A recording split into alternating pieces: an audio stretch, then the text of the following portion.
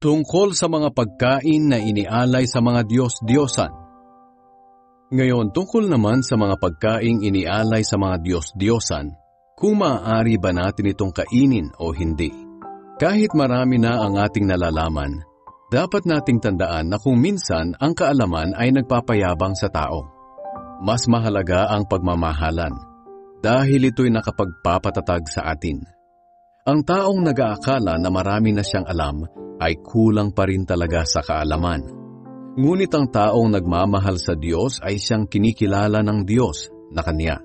Kaya kung tungkol sa mga pagkaing inialay sa mga Diyos-Diyosan, alam natin na ang mga Diyos-Diyosang ito'y hindi totoong Diyos dahil iisa lamang ang Diyos.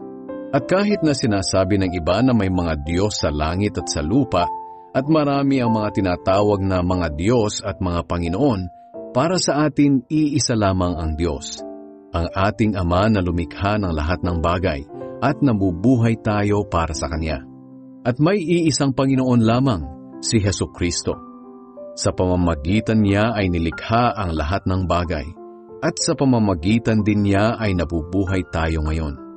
Ngunit may mga mananampalataya na hindi pa alam ang katotohanan ito.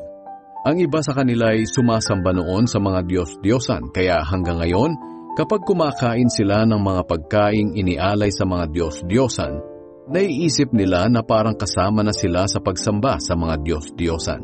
At dahil sa kakaunti pa lang ang kaalaman nila, nagkakasala sila sa kanilang konsensya. Kung sa bagay, ang pagkain ay walang kinalaman sa ating kaugnayan sa Diyos. Walang mawawala sa ating kaugnayan sa Diyos kung hindi tayo kakain, at wala rin naman tayong mapapala kung kumain man tayo.